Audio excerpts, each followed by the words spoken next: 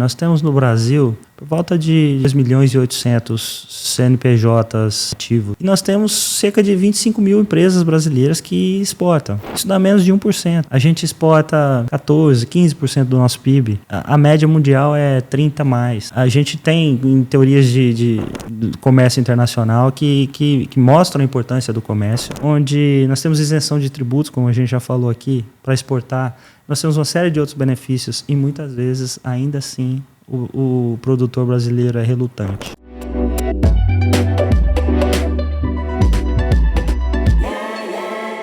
Olá pessoal, boa tarde, bom dia, boa noite, seja onde vocês estiverem, sentados aí, dirigindo com os cascos aí, seja onde vocês estiverem.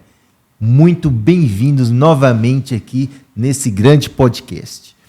Hoje vamos ter aqui uma pessoa que tem ajudado muitos brasileiros. E quando falamos que ajuda, não ajuda só os grandes, ajuda também os pequenos, quem trabalha, quem está no operacional de muitas grandes empresas do Brasil. Ele é especialista em promoção comercial da Apex Brasil.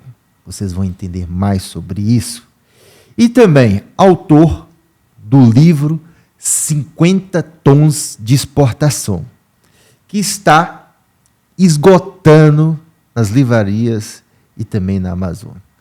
Com vocês, Antônio Braga. Obrigado, Márcio. Obrigado, é um prazer estar aqui contigo. Muito obrigado pelo convite. Antônio, fico muito grato por você ter recebido e aceite o nosso convite, né?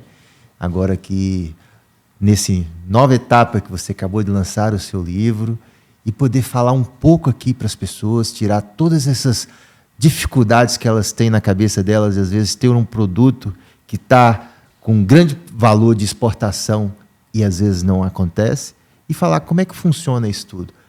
Mas, primeiro de tudo, me fala um pouco do Antônio, quem é o Antônio, como é que veio parar aqui nos Emiratos e o trabalho que você tem feito. Tá certo, Márcio. Obrigado mais uma vez.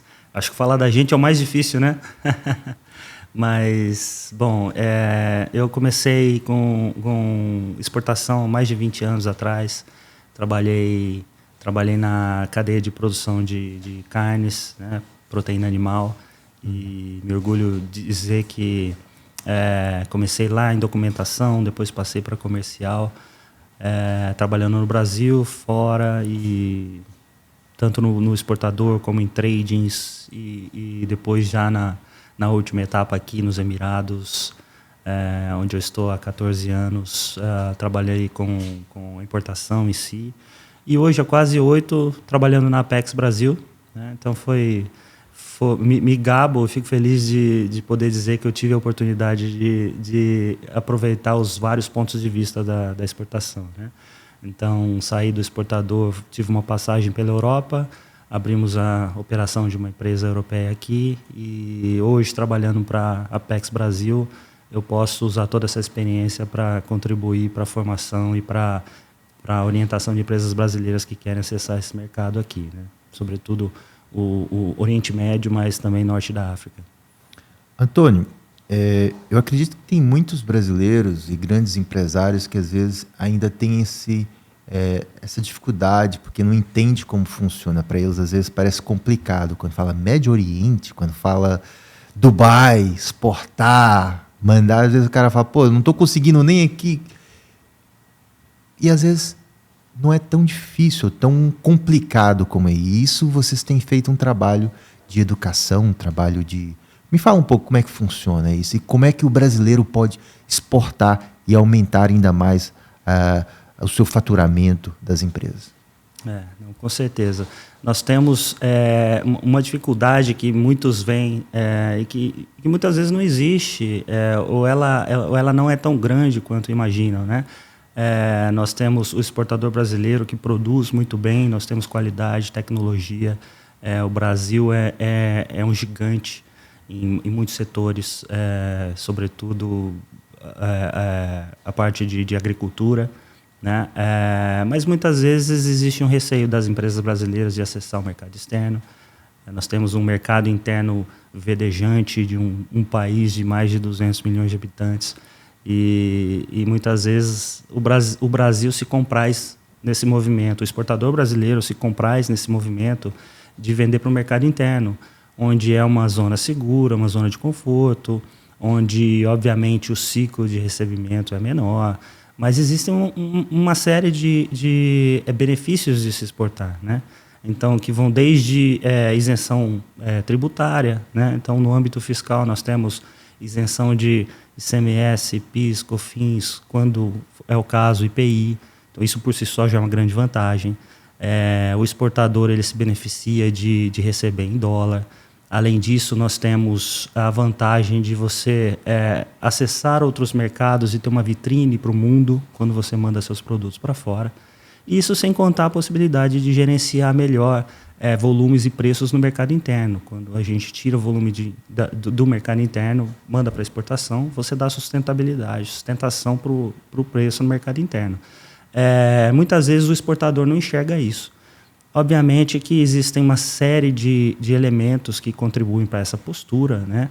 Nós temos elementos enraizados aí desde década de 30, quando a gente começou uma política de desenvolvimento voltado para dentro, e com isso um certo protecionismo, um programa de substituição de importações. Isso fez com que a gente se voltasse, obviamente, para o mercado interno, com a industrialização nascente no Brasil.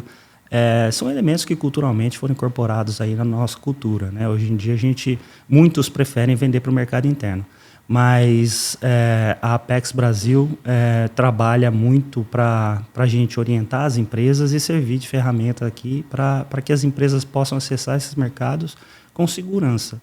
E a exportação, com certeza, ela alavanca o crescimento da empresa e a economia do país como um todo, né?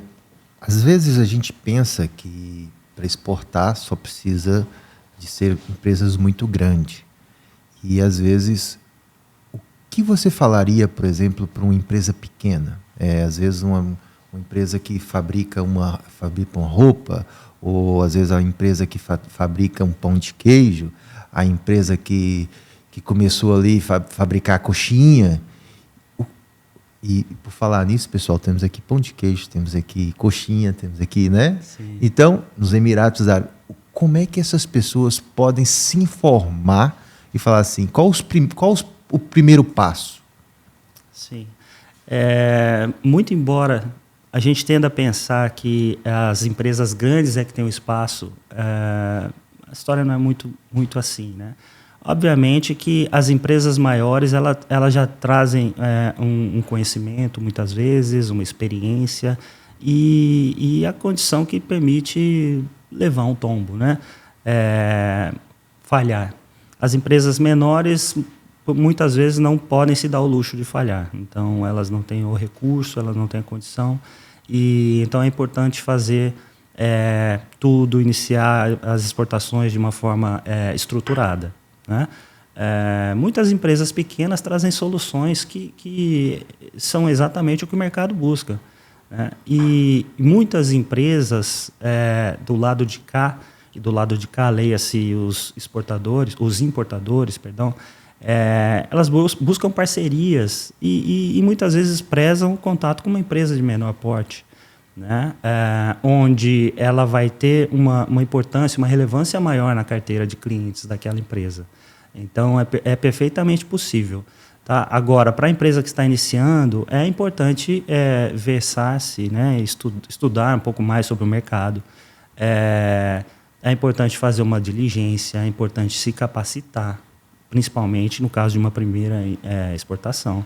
Então, o grande, quando vende, quando algo dá errado, ele geralmente tem um plano B, né? Quem está fazendo uma exportação pela primeira vez, muitas vezes não tem um plano B. Então, é importante fazer uma diligência, analisar os riscos. E existem uma série de passos, existem uma série de elementos a serem considerados nesse caso, né? Novamente, eu cito a Apex, né? A Apex tem programas de capacitação, o chamado PIX, onde a empresa ela recebe toda a orientação desde o início até a sua primeira exportação. Tá? Então, eu sugiro para as empresas que querem acessar esse mercado que façam isso. Primeiramente, abre o mapa, né? Busque entender sobre aquele mercado, o que quer que consiga. O segundo passo é fazer essa diligência, né? Busque o amparo com toda a estrutura que a gente tem aqui. Então, nós temos a Apex Brasil, nós temos Câmara de Comércio Árabe Brasileira, nós temos as embaixadas do Brasil com o setor comercial, nós temos uma série de outros órgãos, uma série de outras entidades que defendem o Brasil fora. E o exportador brasileiro tem que fazer uso disso. Como é que eles podem ter acesso a essas informações e esse apoio? É muito simples, entrando em contato, no caso da Apex, a grande parte dos serviços é oferecido, inclusive sem custo, alguns com contrapartida da empresa brasileira, as embaixadas, todo esse organismo, esse ambiente que eu citei com esses, não sei se players seria a melhor palavra, mas essas entidades, elas estão aqui para ajudar, né? Então, as empresas, elas precisam primeiramente entrar em contato, de fato, se cadastrarem para receber maiores informações. Como eu participo, por exemplo, da GoFood aqui, que é a maior plataforma de longe, a maior plataforma de promoção comercial do setor alimentos e bebidas em toda a região. Então, eu preciso me cadastrar para saber quando que os editais saem, oferecendo a possibilidade de participação das empresas brasileiras subsidiadas pela Apex, pela Câmara também. A gente sabe que a Câmara também oferece, por isso citando aqui, mas é imprescindível que as empresas brasileiras busquem o apoio, né? E para isso, obviamente, é necessário informação, né? Então, nós temos visto cada vez mais essas entidades trabalhando mais ativas nas redes sociais para que essa informação chegue ao exportador brasileiro. Então, primeiro, preparar, né? Fazer o trabalho de casa, né? Tentar buscar os destinos que, às vezes, o produto dele até se informar, né? Buscar fazer esse trabalho. Segundo, contactar a Apex, né? E terceiro, começar, então, ter essas ações de preparar, ou seja, desde a embalagem, como é que seria a embalagem para mandar para outro país, como é que seria esse produto, os ingredientes, tudo isso é importante, né? Por isso eu digo que existe realmente um caminho todo a ser seguido aí, para que se consiga fazer de uma forma estruturada uma primeira exportação, né? Então, entender um pouco mais sobre esse mercado, entender sobre a dinâmica de exportação em si. Então, a empresa precisa do radar, ela precisa do Syscomex, que é o sistema que faz essa interface entre o exportador e o governo brasileiro, os órgãos, as entidades que gerenciam, que estão de alguma forma relacionadas com esse processo de exportação, e entender o que o mercado busca, né? Eu vendo o que para esse mercado, entender não só o que, quem, como, mas entender os porquês, sabe? Um exportador de frango iniciante pode falar, mas porque o frango pequeno é o que buscam aqui, né? Busque entender esse mercado. Qual é a razão? A razão é que as famílias árabes muitas vezes têm vários filhos, vários membros na família, eles preferem um frango pequeno em cada prato.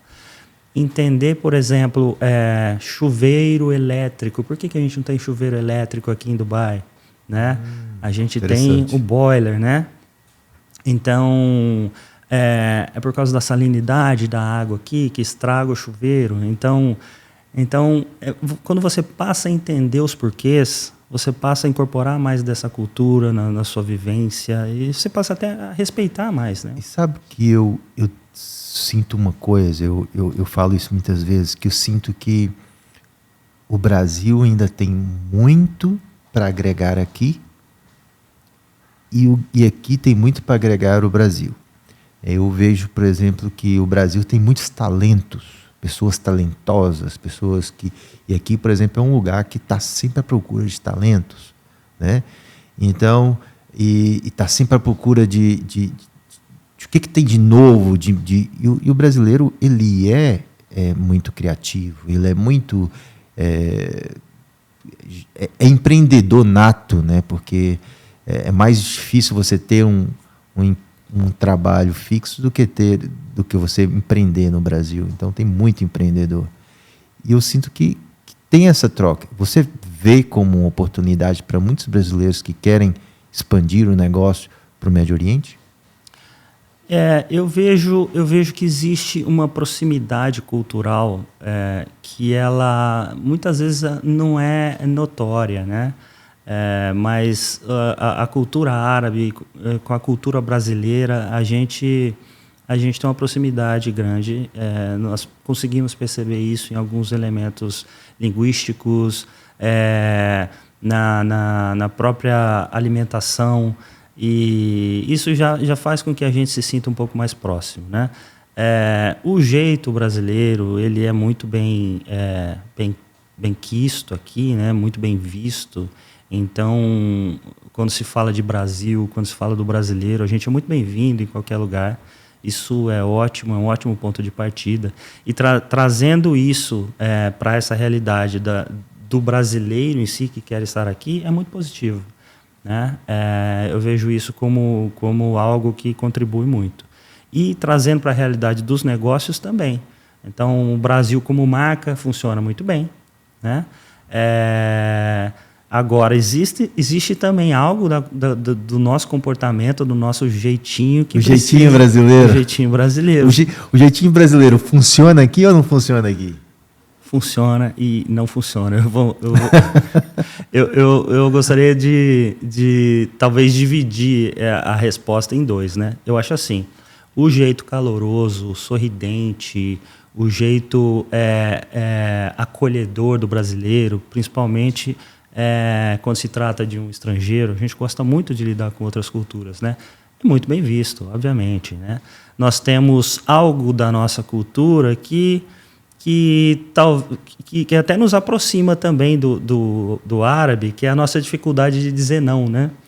E o árabe, ele responde com o inshallah, que a gente fala, inshallah, né? Tem até o próprio árabe que fala, olha, se um outro árabe disser inshallah, quer dizer que não vai acontecer. Mas não é assim, né? É o se Deus quiser. Então, mas assim, é utilizado muitas vezes para não dizer um não. E o brasileiro muitas vezes não sabe dizer não também. Então isso é algo que meio que empata. O brasileiro, tá bom, mas o tá bom nunca acontece, né? Exato. Mas tem um lado negativo também, e isso a gente precisa trabalhar, né?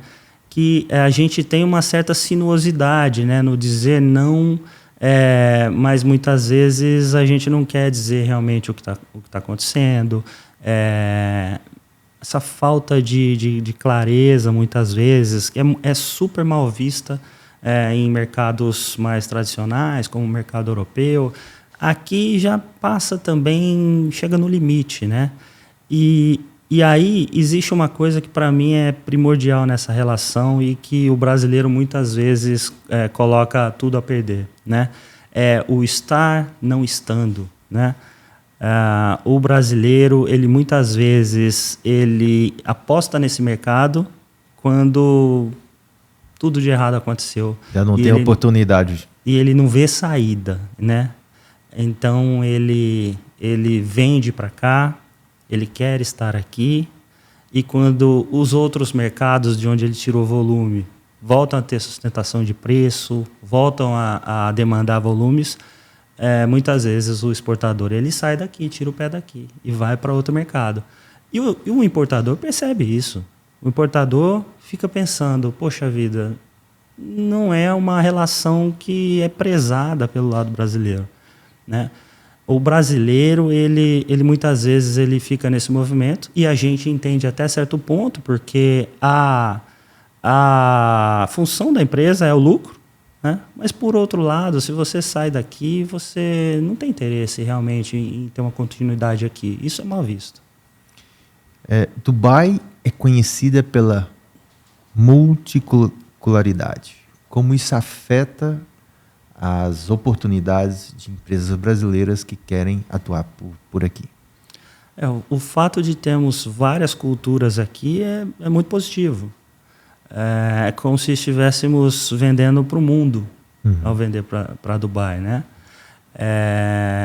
Existe uma série de características aqui. Essa é uma das mais marcantes, essa diversidade cultural, essa diversidade de etnias. E quando a gente acessa, então, esse mercado, nós temos oportunidades para vários tipos de produtos, com várias características, e isso abre muitas portas. Certo. E na sua adaptação, na sua forma de começar aqui, você já está aqui há alguns anos, né? Como é que foi a sua adaptação, a sua forma de lidar com o mercado daqui? É uma forma, como se diz, difícil de se adaptar? Eu acho que toda mudança traz alguma dificuldade, né? Existe sempre uma curva de aprendizagem. Eu tenho sorte de ter tido algo como um soft landing aqui. Eu posso dizer que desde o primeiro dia em que eu botei os pés no departamento de exportação, eu comecei a minha vida profissional na exportação, eu sempre trabalhei com Oriente Médio. Eu comecei fazendo documento de exportação e foi sempre com o Oriente Médio. Então, eu vejo que quando eu coloquei os pés aqui em Dubai, eu já trabalhava com esse mercado há 10, 11 anos. E muitos dos clientes, dos interlocutores com quem eu lidava no dia a dia eram os mesmos com quem eu já tinha alguma relação. E isso fez com que a minha adaptação nesse mercado aqui não fosse tão difícil. Mas eu entendo que existem muitos fatores que dificultam, sim, a presença, a chegada de novos entrantes. Então é importante buscar informações, é importante estudar, desde coisas básicas assim. Olha, eu quero vender para o mercado saudita. O mercado saudita fecha sexta-feira, por exemplo. E o mercado saudita agora está muito em alta, né, aqui no Médio Oriente. É um mercado também para o brasileiro? Sem dúvida, sem dúvida. A começar pelo tamanho do mercado, né? Se a gente fala de Emirados, nós temos aí 10 milhões de habitantes, nós temos uma Arábia Saudita beirando 40, são 4 vezes o tamanho desse mercado aqui. A Arábia Saudita sempre foi o país mais tradicionalista aqui do Golfo, ditando tendência. Então, todos os outros mercados tendem a seguir a mesma linha. Vender para o mercado saudita confere quase que um outro status para os produtos. Olha, vendo para o mercado saudita, que é muito restrito. Isso faz com que o mercado dos Emirados, Oman, Bahrein, Catar, Kuwait, todo o resto do Golfo aqui, olhe para o seu produto com mais respeito, digamos. A Arábia Saudita, a depender do produto, você pode ter um prêmio também no preço. É um mercado a ser considerado. Então, talvez os olhos do brasileiro não pode ser só os Emirados, tem que ser um Médio Oriente, né? Tem que ser um mais expansivo. Né? Exatamente, exatamente. Vender para cá, para os Emirados, muitas vezes significa simplesmente usar este país como uma porta de entrada. Quase como um marketing, né? Também. Que é mais conhecido, é mais potente nesse momento. Como uma vitrine ou fazendo-se uso do benefício do acordo comercial do CCG, que é o Conselho de Cooperação do Golfo. Então, todos os países do Golfo, exceção o Iêmen, que gozam do benefício do livre comércio. Você pode vender para cá, por exemplo, e acessar o mercado saudita a partir daqui, por via terrestre, sem bitributação. Isso é perfeito. Quais são os produtos no seu radar que você vê que tem uma maior tendência de crescimento e que seria uma oportunidade para os brasileiros começarem a exportar, que não está sendo ainda tão bem trabalhado? Olha, essa é Billion Dollar Question, né? Vamos fazer negócio aqui. Eu queria saber para pegar toda a minha poupança e investir nesse produto, né? Mas assim, em linhas gerais, eu digo que em termos de tendências, a gente vê sustentabilidade e saudabilidade enquanto grandes tendências aqui, né? Acredito que ainda um pouco... Durante muito tempo, talvez mais numa tentativa desse mercado de mostrar uma preocupação para o resto do mundo, e talvez a gente esteja aí numa janela macro, no exato ponto de inflexão, onde isso tudo passa a ser genuíno e realmente existe uma preocupação grande com tudo isso aqui. Agora, se a gente for falar de produto em si, eu apostaria no açaí, tem uma grande aceitação. Apostaria talvez em snacks mais saudáveis, em cosméticos também, já seguindo para uma linha de sustentabilidade. Eu acho que são boas apostas. São boas apostas, né? E quais são os principais erros que as empresas brasileiras tem cometido aqui e em exportar para o Médio Oriente? Os principais erros... Eu acho que eu posso citar uns 4 ou 5 aqui, talvez.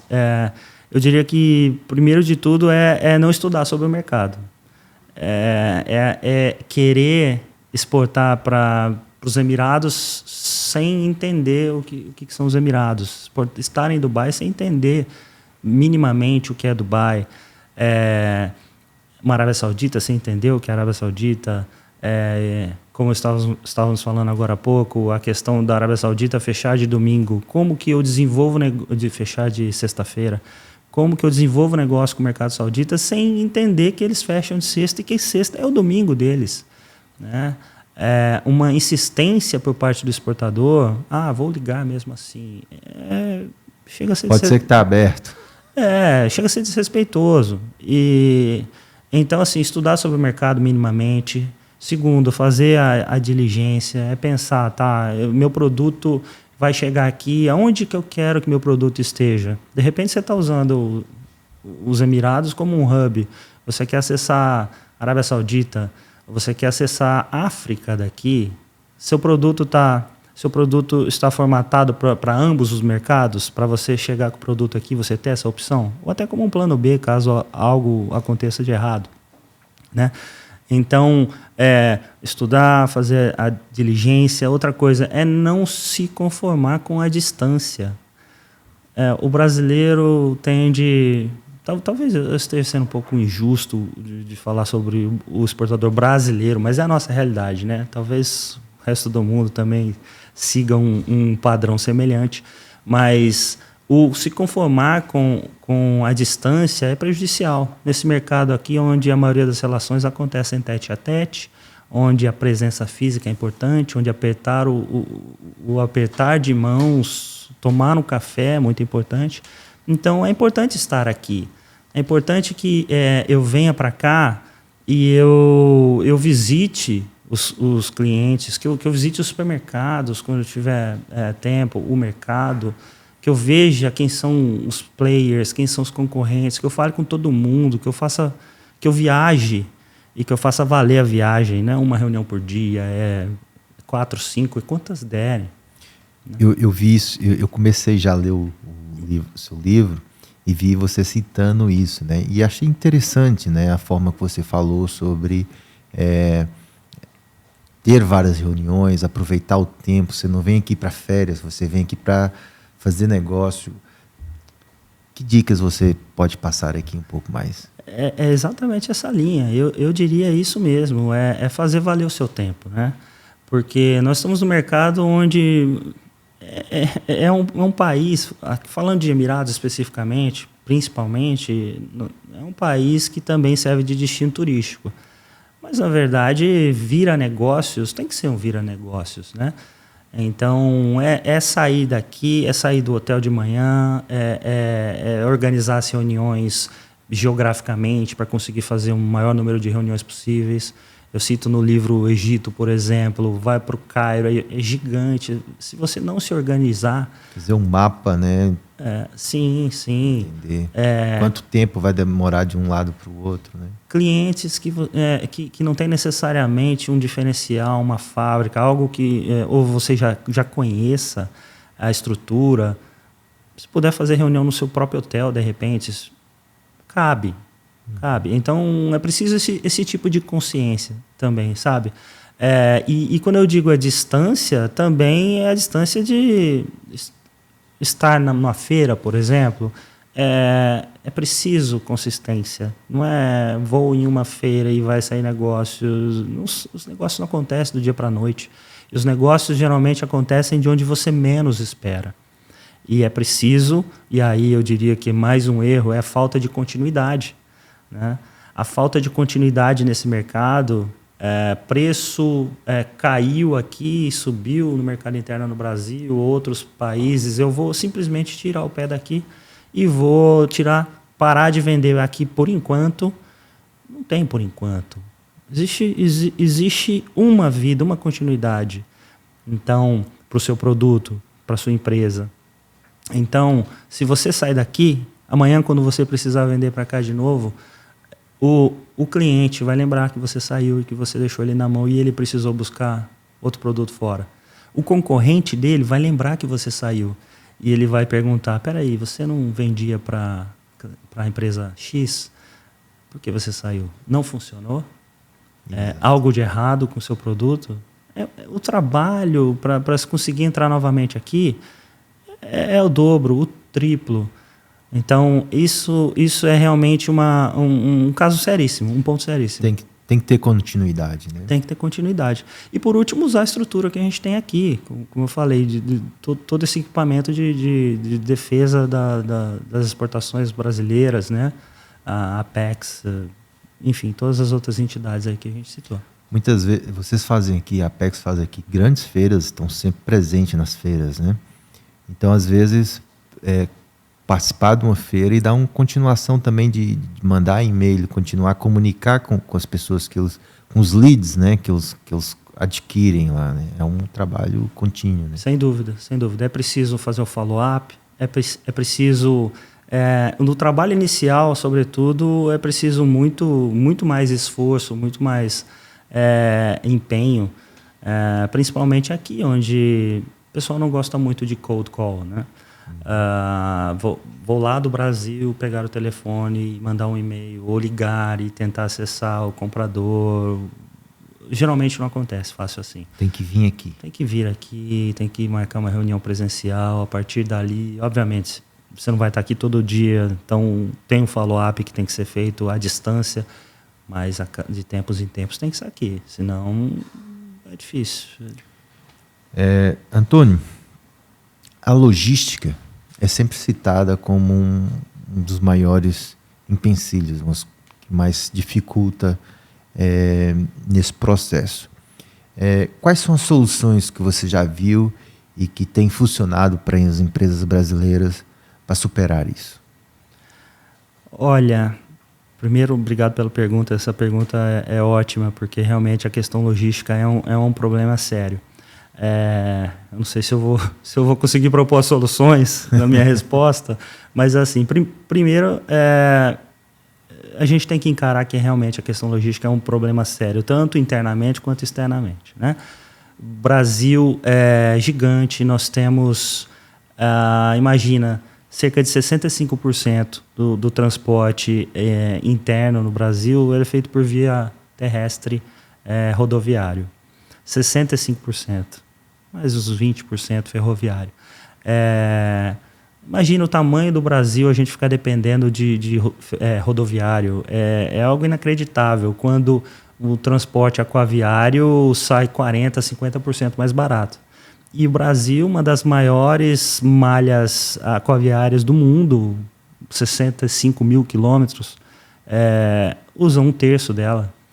Nossa cabotagem representa 11% só do transporte interno.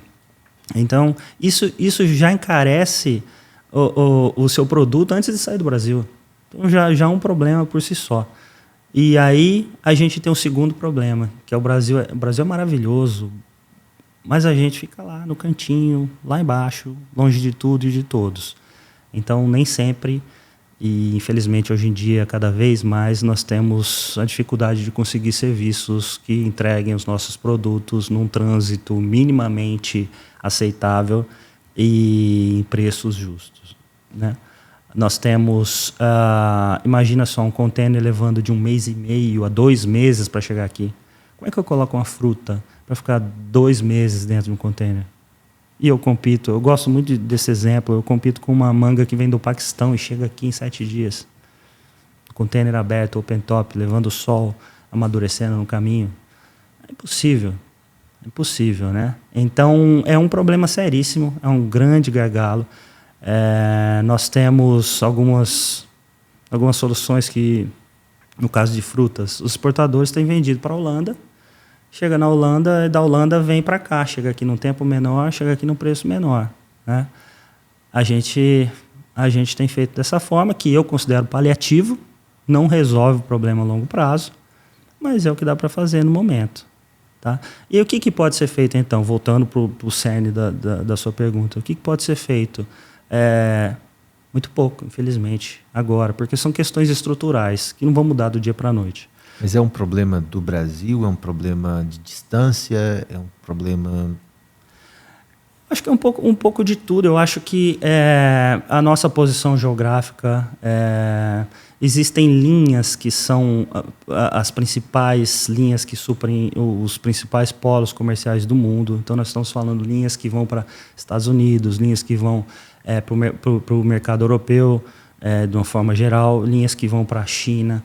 Então, nem sempre a alocação dos nossos portos aqui entra nesses serviços da melhor forma. Então, tem produtos que podem funcionar para aqui ou não funcionar para aqui, mas funciona para a Europa porque está mais próximo. Ou seja, tem coisas que talvez não vai se estragar no caminho, não sei. Tem mais durabilidade? Produtos não perecíveis, sim, seria mais fácil, né?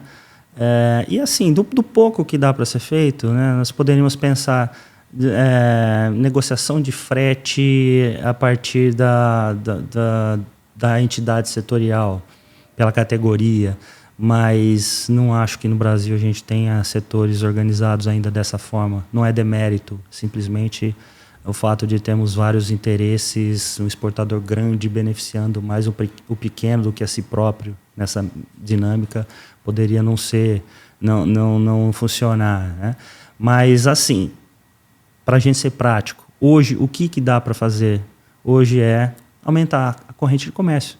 A gente só vai atrair mais interesse das companhias marítimas, que é o principal modal que a gente usa, para oferecerem melhores serviços aqui, se a gente tiver um maior volume vindo daqui do Brasil para cá. Enquanto isso, o que a gente usa de logística? A gente vai usando hubs. Como que a gente se aproveita daqui, dos Emirados, principalmente, dos portos, de toda a estrutura que tem aqui, para usar isso aqui como um entreposto e acessar outros mercados, né? Vamos falar aqui um pouco para entender desde algumas pessoas que não façam noção, desde empresas muito grandes, e assim você pode falar números, se tiver na sua cabeça, que trazem para cá produtos, de empresas muito pequenas que trazem pequenos produtos. O que vinha assim rápido na sua cabeça? Quais são os produtos e empresas?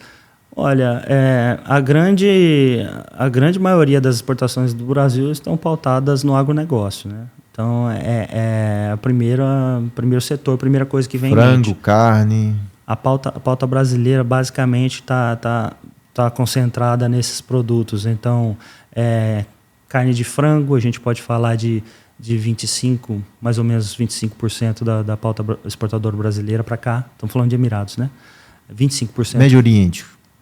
Eu não tenho os números precisamente de todo o Oriente Médio junto, porque... Mas o Brasil exporta muito. Sim, o Brasil exporta muito. E de uma forma geral, a gente pode falar desses produtos: açúcar, soja, carne de frango, carne bovina e café. Esses são os Então isso principais já produtos. vem em massa do Brasil para cá? Sim, sim.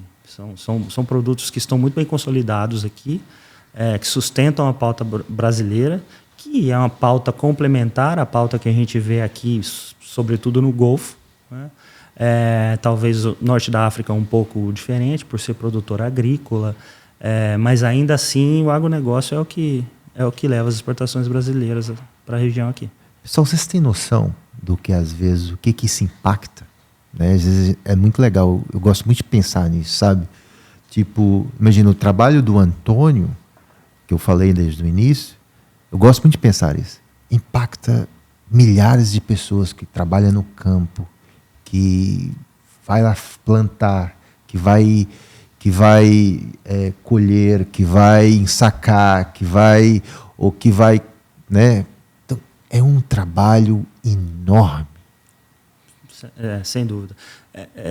Principalmente se a gente pensar em cadeias, como por exemplo a do mel. A do mel nós temos algumas empresas, mas a quantidade de apicultores que a gente tem que fornecem o mel é enorme. Nós temos apicultores que têm 1, 2 colmeias.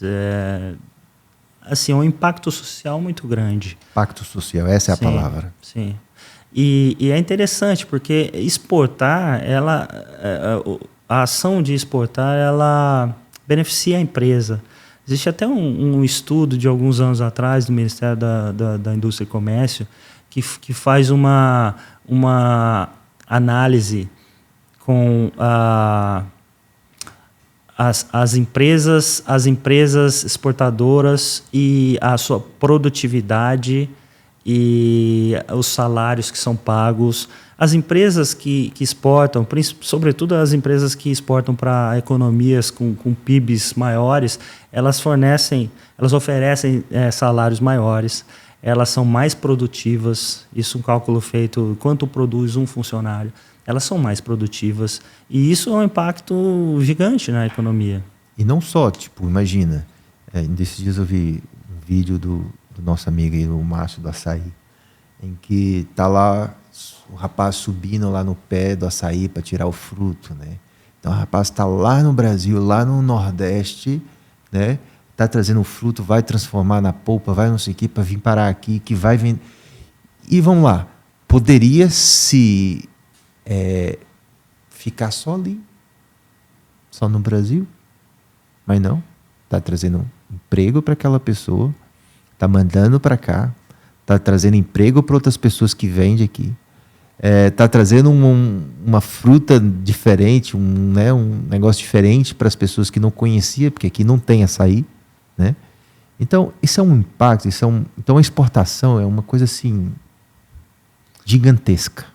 E sem contar que cada produto exportado que leva o nome Brasil, né? A cultura é fomento para todos os outros setores da economia.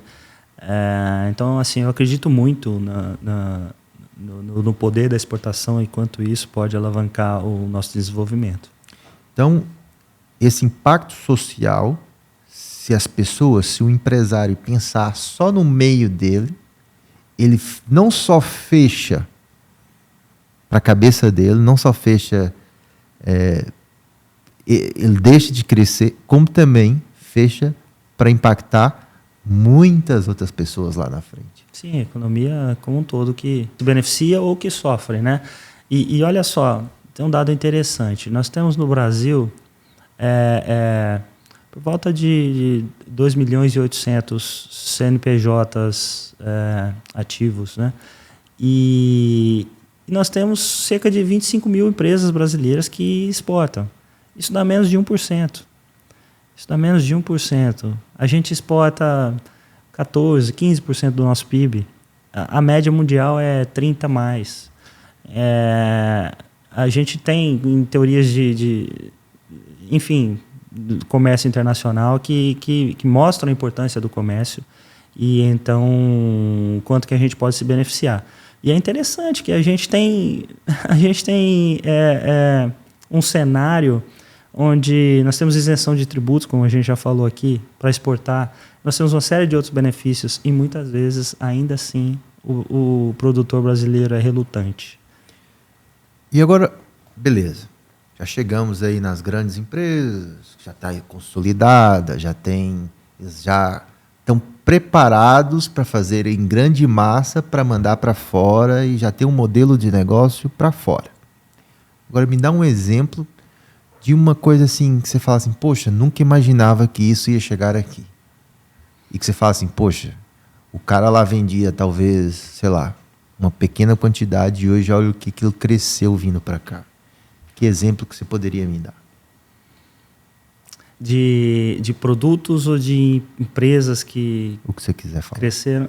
Eu acho que... Questão de mentalidade, questão de visão que às vezes as pessoas não sabem. E às vezes o pessoal estiver no Brasil, estiver onde tiver, ou se tiver um produto, neste momento tiver a ver esse podcast, possa inspirar esse crescimento. Sim. Olha só, eu acho que quando a gente olha para um produto bem sucedido, a gente muitas vezes não vê a história que tem ali por trás.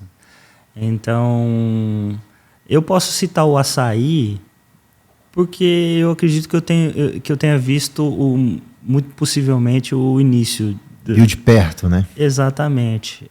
Como a gente conversou já e tive até uma passagem, uma parceria com um grande amigo que tinha uma empresa aqui, e na época era um trabalho hercúleo vender o açaí aqui, explicar o que era o açaí, que na época era Acai, né, que o pessoal chamava de Acai. E como é que foi esse processo? Muito empenho, muita amostra, muita visita para ir lá e mostrar como é que faz. Nada acontece do dia para a noite, sabe? Então, eu vejo assim, houveram semeadores antes e demora para a coisa tomar um corpo e amadurecer para que outros venham e consigam dar continuidade a esse trabalho. Mas novamente, a continuidade. Engraçado que eu fui num hotel, esse hotel bem bacana aqui na Dubai Marina, e passei, tava lá. Açaí com yoga e não sei o que. Caramba. Impressionante, né? Impressionante como nós tivemos um boom de divulgação, de demanda, de entendimento e de aceitação do produto aqui em poucos anos. Eu digo que quando eu cheguei aqui, 14, quase 15 anos atrás, praticamente não existia, né? E ainda tem muito mercado, hein? Tem. Eu fui agora há pouco tempo na Jordânia e falando com um rapaz, ele tinha lá, eu já comprava café do Brasil,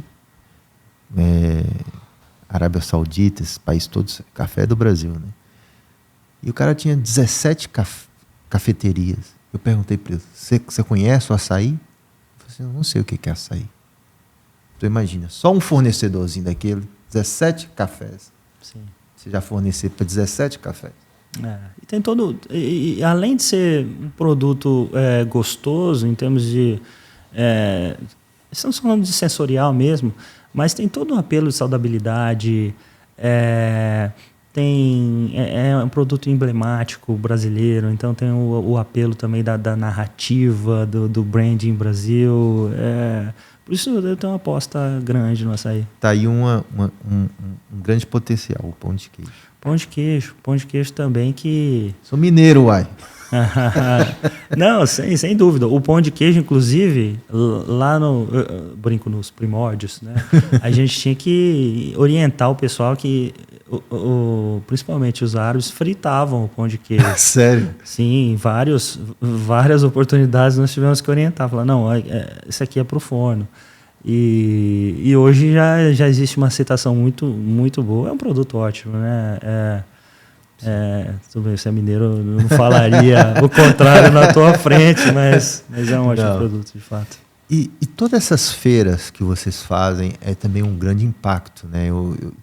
Tem sempre coisas novas? Vocês até têm uma feira também que é de produtos mais prêmios. Como é que funciona isso? Na verdade, o calendário de feiras ele é bem povoado aí. E aqui na região, como nós dissemos, alimentos e bebidas, Go Food é a maior. Existe agora a versão saudita, que é feita pelos mesmos organizadores. Mas talvez com menos projeção, porque os setores são um pouco mais delineados. Mas nós temos feiras de peças automotivas, feira automotiva, na verdade, não só de peças, né? Mas médico hospitalar, feiras dedicadas para ingredientes, para máquinas. Então, existem plataformas para vários dos setores. A gente vê uma participação brasileira em peso. No caso da GoFood, nós temos aí geralmente mais de 100 empresas brasileiras que vêm, uma organização pela Agência Brasileira de Promoção Comercial, a Apex, né? Fora outras empresas que venham por outros meios. Então, sem dúvida, é um momento para mostrar o seu produto para o mercado, não só os Emirados, mas os mercados adjacentes. Hoje em dia as distâncias diminuíram, né? Todo mundo vem na feira aqui, nas feiras aqui. Então, é muito importante pensando na prospecção, pensando no entendimento do que o mercado está falando, no entendimento de tendências, na parte de networking. E, obviamente, existem aqueles que fecham negócio em feira, muitos não, mas o que é normal também, é um primeiro passo e a continuidade é que vai ditar aí o sucesso dos negócios. Muito bem. As zonas francas de Dubai, elas são consideradas um grande atrativo. E como elas realmente funcionam na prática e para quem exporta? Tá certo, as zonas francas. Os Emirados, e falando obviamente de Dubai também especificamente, oferecem um sistema muito bem montado, muito bem equipado de zonas francas. Aqui em Dubai são cerca de 40 zonas francas que são organizadas de forma a contemplar setores específicos. Então nós temos zona franca que é dedicada para empresas de commodities, empresas de telecomunicação, empresas de médico hospitalar, por exemplo. E geralmente a zona franca oferece um grande atrativo que primeiramente, estar num regime especial, onde existe isenção tributária, algumas exceções, obviamente, salvo alguns produtos e setores. Além disso, um grande benefício das zonas francas é possibilitar a instalação das empresas com 100% de capital estrangeiro. Então, num regime que fora da zona franca, no território nacional aqui, você precisa, via de regra, hoje em dia existem algumas mudanças, mas via de regra você precisa de um sócio árabe que vai representar a maior parte do capital da empresa. E existem garantias na Zona Franca, garantia de repatriação de 100% do capital, lucro, facilidades para se contratar trabalhadores de qualquer país. Então, assim, para as empresas que vêm ainda, obviamente, no início dos negócios é sempre difícil entender. Para quem está mais focado de vender na parte de trade, né? Não só da parte local, né? Existem possibilidades diferentes, né? Existem empresas que podem vir simplesmente abrir um escritório comercial. Existem, obviamente, possibilidades para benefícios, né? Fomento para se instalar uma indústria. Existem regimes diferentes. A empresa geralmente escolhe o que lhe caiba melhor, mas são muitas as opções. Mas geralmente a escolha de estar numa zona franca, ela recai, ela é sustentada mais por essa questão de não necessitar de um parceiro local, você poder ser dono de 100% do seu negócio e ter toda essa garantia de repatriação de capital e lucro. Muito bem. Dubai, sem dúvida, é muito atrativo para muitos investidores, né? Pessoas que querem alavancar o negócio aqui.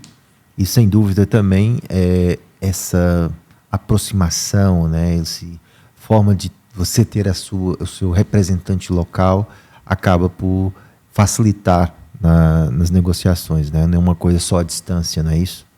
É a questão da presença que a gente falou, que é tão importante, né? E digo mais, aqui nos Emirados, muitas vezes é difícil falar só de Emirados, do Médio estando Oriente. no Golfo, né? Mas, por exemplo, a gente vê na Arábia Saudita, por exemplo, a Arábia Saudita cada vez mais migrando para um modelo onde a figura da empresa local, no CNPJ local, uma trading license local, ela passa a ser essencial. Existem políticas novas que exigem X% de local content, que eles falam, então principalmente no setor de construção civil, que está muito em voga na Arábia Saudita, com os giga projects acontecendo, sendo implementados e construídos. Hoje em dia tem um percentual mínimo de produtos que tem que ser saudita, ou que foram beneficiados dentro do mercado saudita. Existem procedimentos relacionados, inscrições em determinadas etapas que só podem ser feitas por uma empresa saudita.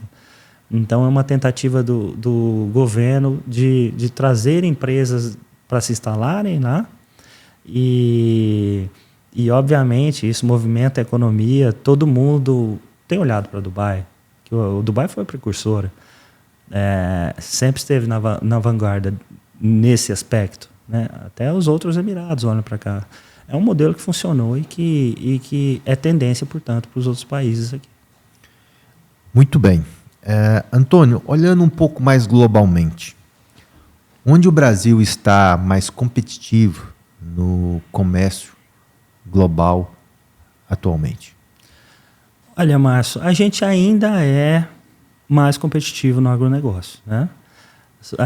Esses produtos que são os carros-chefes da nossa pauta exportadora ainda é onde está a nossa fortaleza no momento, porque a gente não pode cobrir um santo e descobrir outro, né? A gente precisa de alguém para pagar a conta, mas é um desafio que consigamos cada vez mais trazer valor agregado para as exportações brasileiras.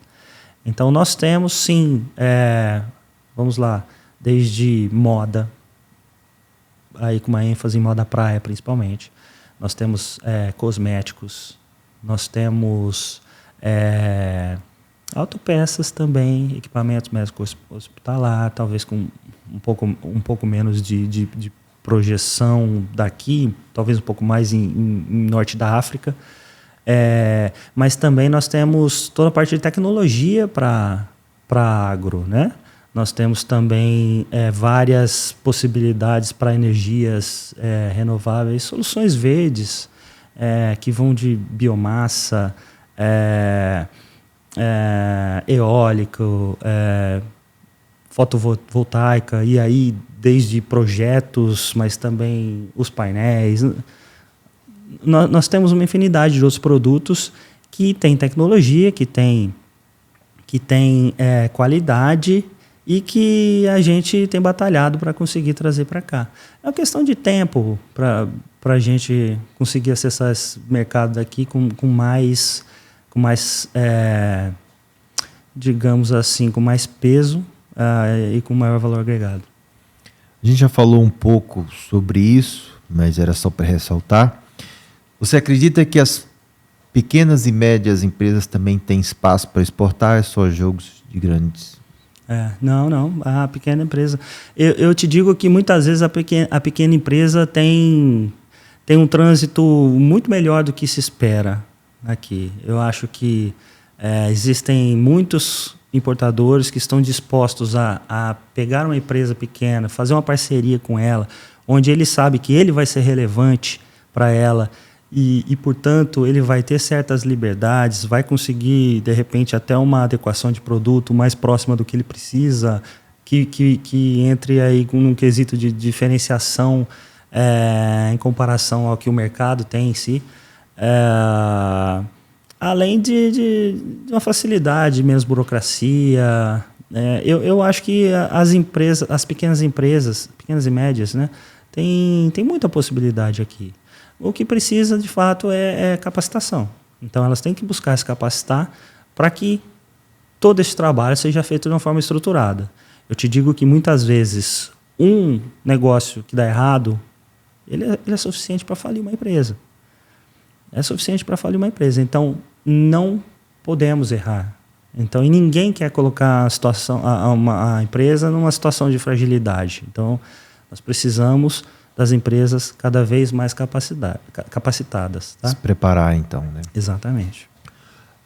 O comércio internacional está cada vez mais digital. Como isso muda a forma de fazer negócios? Olha, eu diria que muda tudo. Então, nós temos essa questão da tecnologia, do meio digital, influencia desde a comunicação até a possibilidade de adequação de alguns produtos e serviços, obviamente dependendo do tipo de produto, mas em todo o marketing que é feito, serviços adicionais. Então, vou entregar esse produto, mas eu vou oferecer um rastreamento. Nós temos... Eu tenho uma camiseta de um projeto de algodão, que ela tem um código QR atrás, e se você escaneia o código, você consegue ver exatamente o lugar onde foi colhido aquele algodão. Né? É impressionante. Isso agrega valor. Nós temos certificações hoje que são feitas de forma digital, utilizando blockchain, por exemplo. Então, nós temos os canais de e-commerce hoje que cada vez mais tomam o palco e deixam de ser um canal acessório para serem canais essenciais também e dar sustentação para o negócio. Nós temos meios de pagamento cada vez mais também sendo operacionalizados aí com base em blockchain e outras tecnologias que permitem uma gama muito maior aí de possibilidades. Mas tem o outro lado, né? Isso é para todo mundo. Então, é uma vantagem eu ter mais canais de comunicação, mais opções. Mas se o meu concorrente oferece e eu não ofereço um determinado serviço, fica algo para mais. Trás. Exatamente. Então tem que estar atualizado, né? Sempre. Que mudanças globais você enxerga nos próximos 10 anos que podem afetar diretamente os exportadores brasileiros? Olha, eu vejo uma mudança no centro de gravidade, aí no centro gravitacional da economia do mundo, né? Então, com a mudança do eixo do comércio do Ocidente vindo mais para o Oriente, então nós temos cada vez mais os mercados asiáticos, por exemplo, assumindo um papel importante no mundo, no contexto mundial de uma forma geral. Obviamente que o velho mundo, né, o mercado europeu, os Estados Unidos, são compradores muito relevantes. Mas eu acho que o futuro talvez seja mais para o lado de cá, mais para a direita. Porque a gente vê cada vez mais esses mercados mais protecionistas. Nós vemos cada vez mais um nível de exigência muito grande. O mercado europeu está aí, é o principal exemplo. Então, chega a um ponto de não ser mais sustentável a médio e longo prazo. Então, nós precisamos de novas frentes, né? Então, eu diria que olhar aqui para a África, para a Ásia, é o que a gente vai começar a ver cada vez mais. Muito bem. Falamos agora de sustentabilidade. O Brasil agora vai ser palco agora da COP. E a sustentabilidade é quase como uma obrigação para a exportação, é um olhar que os exportadores têm que ver qual é a melhor forma de exportar, desde a embalagem, desde a forma da entrega. Como é que isso funciona? Qual é a sua visão sobre isso? Eu acho que em se tratando de comércio internacional, olhando para o mundo em si, é uma obrigação. Olhando para esse mercado aqui, do Oriente Médio, mais especificamente, eu diria que talvez a gente esteja observando uma janela de um prazo de tempo maior aí, né? Mas talvez a gente esteja observando exatamente o momento da mudança de um momento onde era algo acessório, algo mais, talvez um tipo de requisito para cumprir com um posicionamento esperado pelo resto do mundo, para um segundo momento onde realmente observa-se a importância do tema e passa a ser natural assim a gente vê mais essa questão da sustentabilidade, da saudabilidade em voga, né? Eu acho que é um momento único assim, a gente começa a ver e a tendência não vai parar por aí. Então, eu digo sim, hoje em dia, se a gente não olhar para esse ponto, a gente fica para trás. Não me preocupa a nível de Brasil, porque o que a gente tem no Brasil não tem em nenhum lugar do mundo, sabe? Existem muitas narrativas aí que tentam até prejudicar o nosso comércio, né? Por exemplo, a flatulência da vaca que causa um problema no meio ambiente. Nós temos toda uma política de sustentabilidade no Brasil, onde nós temos proteção de um percentual grande de terras mais ao norte e conforme a gente vai caindo, a gente é um pouco mais flexível, mas não é uma matemática que faz com que a gente consiga praticamente eliminar toda a emissão de gases, né? A gente fala-se até agora na Carbon Neutral Beef, né? Então, a gente tem tudo que a gente precisa, a gente é sustentável, a gente tem tecnologia. Sem o Brasil, o mundo passa fome.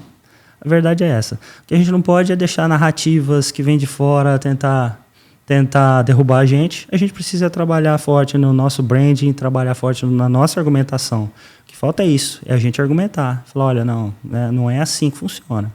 Aqui a gente oferece sustentabilidade também. Perfeito. Quais países, além do Médio Oriente, Oriente Médio, você enxerga como um mercado futuro para o Brasil? Entrando nessa linha aí do que a gente falou agora há pouco, né, de uma mudança desse eixo comercial, eu entendo que os vários países da África, de uma forma geral, passam a oferecer bastante oportunidade.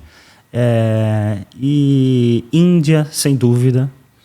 Tá? E eu diria que vários países ali do Sudeste Asiático, podemos dizer, talvez uma Indonésia, um Vietnã. Então, estamos falando de países que têm um crescimento econômico, que tem uma população jovem e que cada vez mais tem demandado aí, alimentos, tecnologia e serviços do mundo. Né? Por exemplo, está dentro do Oriente Médio, mas, por exemplo, eu vejo que, por exemplo, o Egito, grande população lá consome a carne brasileira. Sim. Né? Sim. É número 1 lá, quase. No Egito nós temos um grande consumo de carne brasileira. É uma população muito grande, né?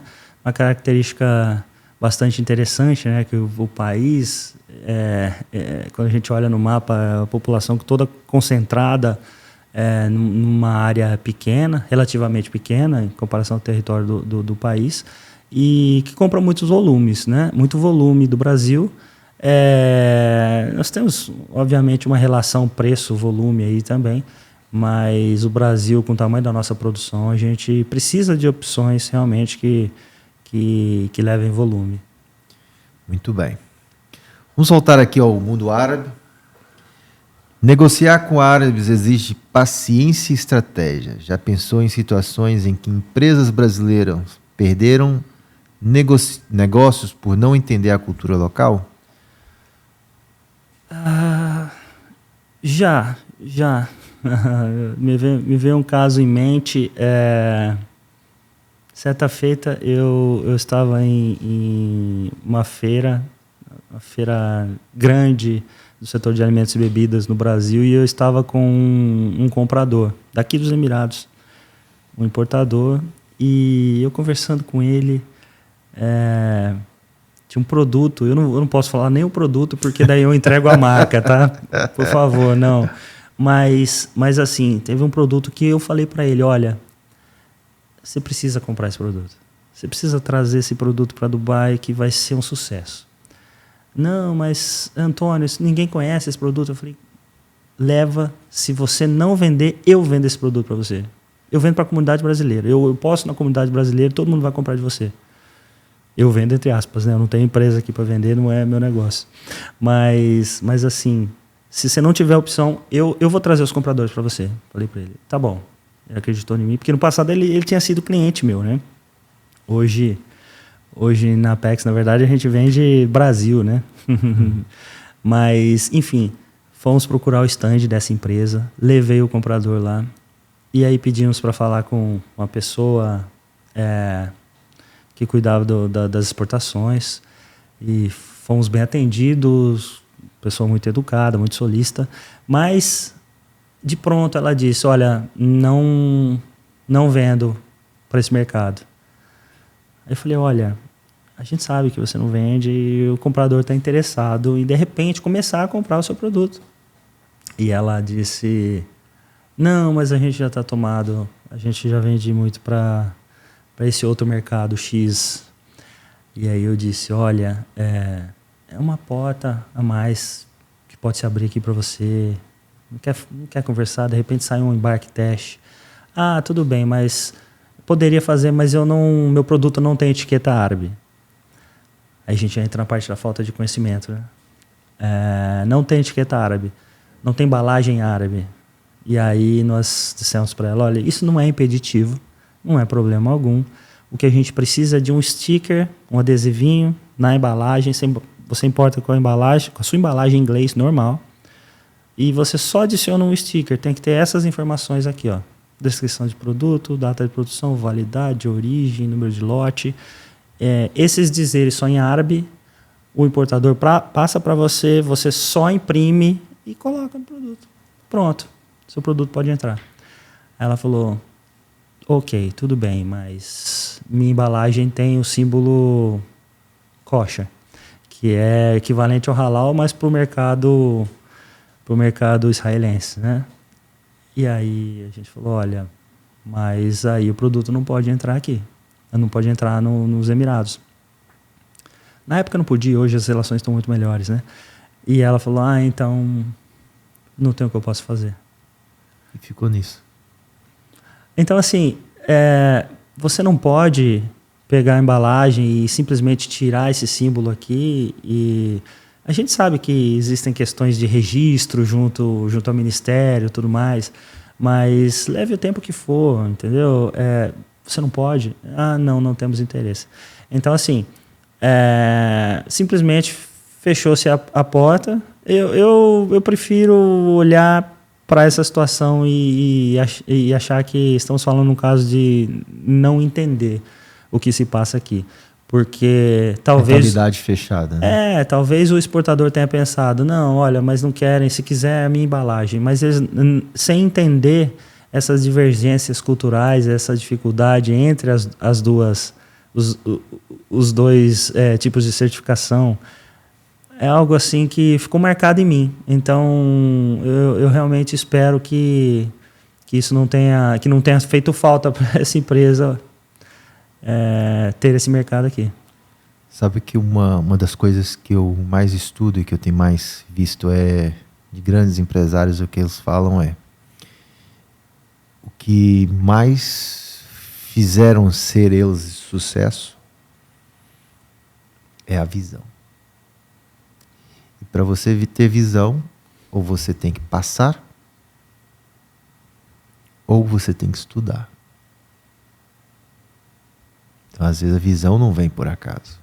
Então, se a pessoa não sai da zona de conforto dela para buscar, ele não vai ter visão.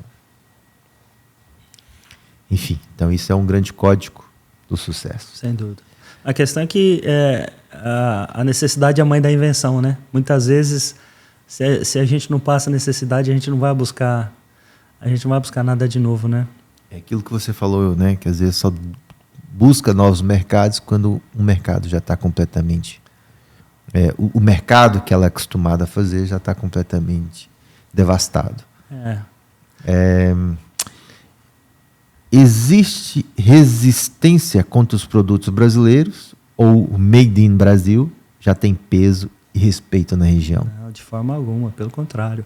O Brasil é uma marca que por si só é benquista, eu diria que no mundo todo praticamente. A gente sabe que o momento... Agora a gente tem algumas questões aí, mas de uma forma geral... Brasil assim, é um nome que se vende, é uma marca que se vende, que a gente precisa trabalhar melhor nosso branding, nossa presença aqui, né? Mas é um ponto positivo, na verdade. E o que você falaria para... Você já falou bastante, né? Pequenos empreendedores, empresários, exportadores. E o que você falaria que você poderia tirar do baú aí do seu livro e passar daquilo que a gente ainda não passou, passar aqui para essa... Inclusive, eu vi as primeiras páginas que eu vi, né? E olha que eu não sou eu só exporto o meu serviço. Não sou um grande exportador, mas me trouxe um conhecimento, né? No seu livro, né? Falando de, às vezes, a confiança no cliente, de achar que não seguir os processos. O que você ia tirar aí do baú do seu livro e passar aqui nesse podcast? Olha, talvez uma dica para o exportador ou para aquele que quer começar a exportar, né? Eu acho que acima de tudo a gente trata com pessoas. Então, toda aquela atmosfera de exportar e da preocupação, da complexidade, eu acho que grande parte dos problemas ou das barreiras que a gente tem, e digo que a maioria muitas delas a gente mesmo cria, eu acho que são administráveis e são possíveis de serem superadas com boa vontade e sendo uma pessoa boa, respeitando quem está do outro lado. É simples assim. Como que você gosta de ser tratado? É como você vai tratar o cliente. Muitas vezes a gente fica assim, bolando estratégias e pensando, eu vou chegar na reunião e olha, eu tenho que lançar o preço assim, eu tenho que fazer isso. Obviamente, a gente precisa de um preparo, mas a conversa franca, o tratar o cliente, o importador como pessoa, ele está ali, ele também está ganhando dele.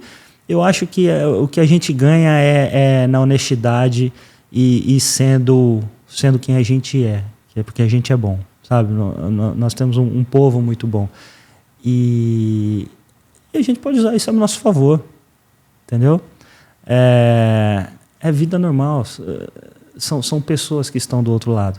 Quando a gente parar de pensar enquanto empresa somente e a gente pensar enquanto ser humano, integridade, honestidade, valores, fazer para o próximo o que eu quero que façam para mim. Sabe, eu vou oferecer... Tem um caso no meu livro que eu cito um exportador que vendeu num preço super alto, esperando uma contraproposta. E isso, pode até ser que a contraproposta venha, mas é desrespeitoso. É desrespeitoso se você está oferecendo muito mais alto do que está no mercado, querendo levar vantagem. Eu acho que o caminho do sucesso é a gente entender o caminho do meio, É a gente entender o ganha-ganha, é a gente entender que tem espaço para todo mundo e a gente não querer ser melhor do que quem está do outro lado. A gente cresce juntos. E eu acho que isso não é difícil de entender. Eu acho que difícil é a gente perceber que isso não vale só para a nossa vida pessoal, que isso vale para qualquer momento e qualquer situação da nossa vida. Muito bom. Estamos chegando aqui ao final. Já tínhamos aqui bastante troca de conversa aqui sobre exportação. Alguma pergunta que eu ainda não fiz, que você gostaria que o público soubesse? Não, eu acho que você foi muito feliz nas colocações aí. Eu acho que a gente conseguiu falar um pouquinho de exportação, falar um pouquinho do perfil do exportador brasileiro. Eu acho que a gente tem tudo para ter sucesso, não só aqui na região, mas no mundo todo. O Brasil é um gigante, né? Eu acho que por isso que a gente foi agraciado com tantos recursos e com tanta possibilidade. A gente precisa realmente entender a nossa posição, a gente se posicionar melhor e continuar trabalhando. O resto é consequência, né? Mas eu saio daqui muito feliz com o nosso bate-papo. Queria te agradecer mais uma vez aqui pela oportunidade de estar aqui e conte sempre com a gente. Muito obrigado. Então, falando de sucesso, tem uma última pergunta. E essa faço para o Antônio. Não para o Antônio profissional somente, mas faço para o Antônio. O que é o código do sucesso para você? O código do sucesso é buscar ser sempre melhor do que você é, mas nunca se colocar acima nem abaixo do que você está hoje. Não importa quem você é. Você pode sempre ser melhor, mas nunca tente ser melhor do que você é, ou mostrar ser melhor do que você é. Um passo de cada vez. Muito obrigado, Antônio. Pessoal, vou deixar aqui o Instagram do Antônio. Vou deixar aqui também o link, quem quiser comprar 50 tons de exportação, é isso? 50 tons de exportação. Crônicas de um profissional de comércio exterior. Exatamente. Segue o Antônio. Não deixa de seguir aqui o nosso canal. Ajuda-nos, compartilha. Faz parte aqui dessa nossa comunidade. A gente vai estar sempre aqui fazendo um conteúdo relevante para vocês. Antônio, muito obrigado. E é isso. Até a próxima. Obrigado. Sucesso. Valeu.